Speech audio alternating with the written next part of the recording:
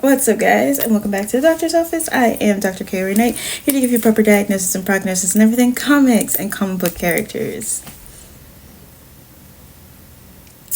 You know, there's a lot of competition, story-wise, in comic books right now. And a lot of horror things going on that I've noticed, especially like serial killer things, but like turning serial killers into superheroes. I did not see that coming. So, here we are at Jump Scare, coming from, I want to say it's Dark Horse. It's either Dark Horse or Image. It's Dark Horse. I literally like pull off memory when I first start talking, and then I immediately forget. Anyway, so this one is a really interesting story. There's a story that comes before called Beyond Mortal. That's a graphic novel, and then this just is like a spin-off to that. It's not necessarily like 100% related, other than to describe Empire City, which is where this takes place, and just like what the fuck happened to Empire City, because just the description that is being given about Empire City, it is a crazy ass place where like superheroes were there at one point, and now it's just like a bunch of fucking crazy ass vigilantes.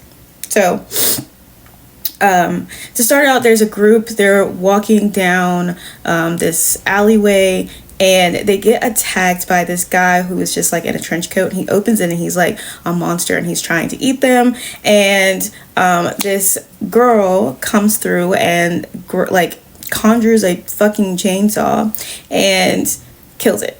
And they're all like, oh my god, jump scare, we love you, can we get a selfie? So she gets a selfie with them, and then she starts talking about how she came to be this. So originally her name was Allie, and both of her parents are like super religious, and her sister is also that. She's literally like just in the kitchen eating her breakfast, and they're like, or her sister's like, good morning, sis, like, what are you eating? Mom and dad are taking us to brunch after fucking church service. She's like, pass. Agreed. And she's like, you don't want to be weird Allie or eerie Allie all your life, do you? First of all, I don't give a fuck. I don't want to do what it is that y'all are doing. And her parents are just, that whole entire family just seems so insufferable. And her mother gets mad about the cereal, because it's like the serial killer is what the cereal is called, and she's like, it's celebrating violence and the occult, and I would love. And she lasted longer than I. So she ends up going to the movies, and on her way home, this group of guys is like catcalling her, which is already gross. And one of them literally grabs her, and she kicks him in the nuts, as she should, because why the fuck are you touching me? And she runs away, because they're all, of course, going to like jump her, probably beat her up, and then also probably like, sexually assault her. So she runs and she turns down an alley. She is talking to herself, by the way, and she says that turning down the alley was a really bad idea. But she doesn't just turn down an alley and it's an empty alley. There is an elder god that is right there. And it quite literally goes into her mind and cracks the fuck out of it, while also giving her powers. And she quite literally just goes completely insane by the time they show up. Conjures like one of those lawn things and chops them up. And she's fine with that. So then she's at her own apartment, and she's watching the news where her parents are starting this like assembly of family decency, which is, it seems to be like an act that they are putting together to stop vigilantes. And they specifically mention Jump Scare, who is their daughter. And it's like, oh, I wonder why my daughter doesn't talk to me. This would be why. And so she like they go she's like, oh wow, Thanks, parents. And then, of course, she turns to the news, and her selfie with the people that she saved earlier was going viral. And then she turns on a horror movie, and she's like super excited because it's like at her favorite part of the movie. And she hears a creak outside.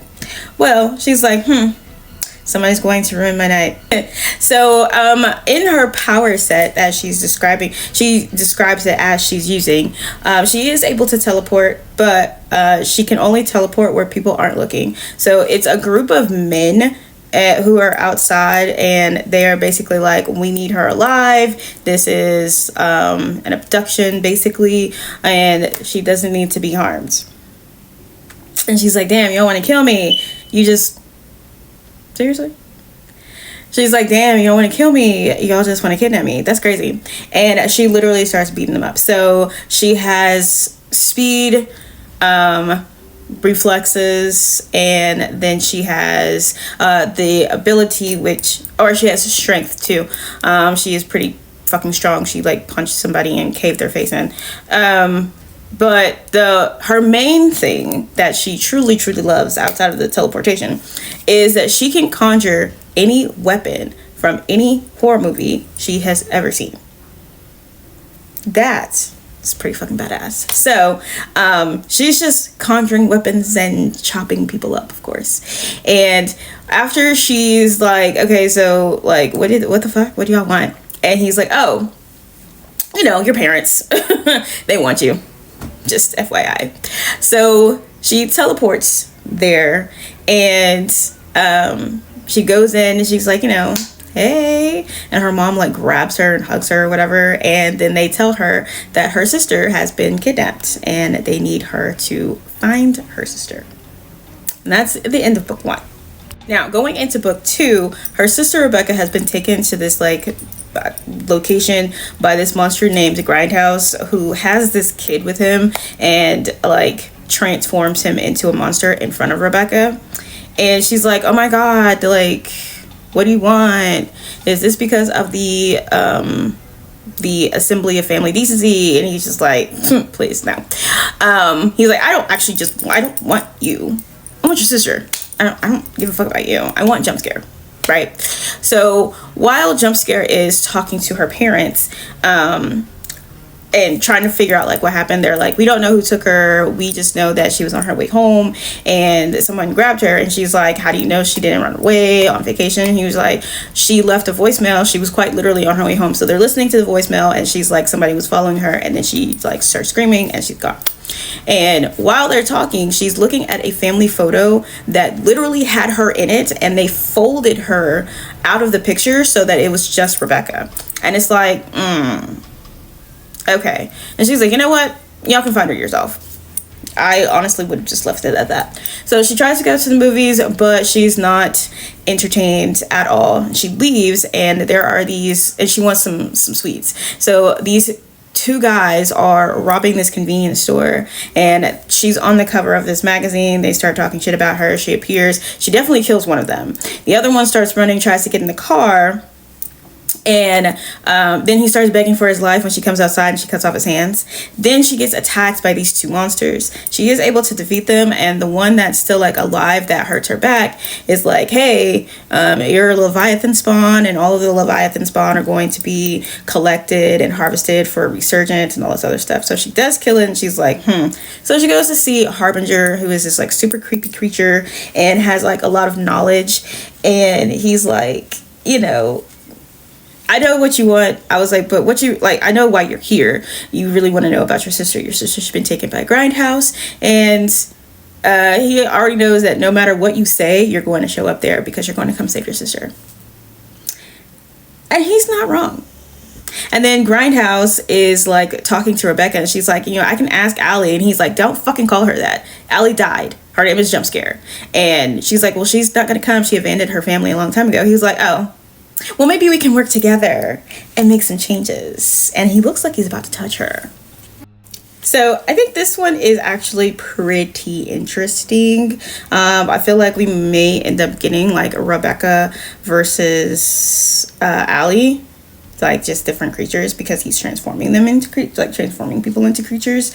And when Harbinger is talking to her, he's like, you could go back to being like, you're not like the rest of us. You can literally go back to being normal if you really wanted. They didn't twist you. And she was like, they didn't twist me on the outside, but they definitely did on the inside. And quite literally, you can see like when she's like in front of that elder god, that it very much broke her fucking psyche, and the girl completely fucking snapped. Like, she was already on the edge. They literally just pushed her the fuck off. So I don't think her going back to a normal anything was ever gonna happen. I love the artwork for this. I love the character design for Jump Scare, and I think this is like super interesting. Like I said, Empire City seems to be like one of those super dangerous places that you probably shouldn't be. It literally looks like Gotham, but with actual fucking monsters. So, you know, I'm interested to see where this goes. I'm interested to see like how much they're going to do with this. I think it's only probably about like 4 or 5 issues.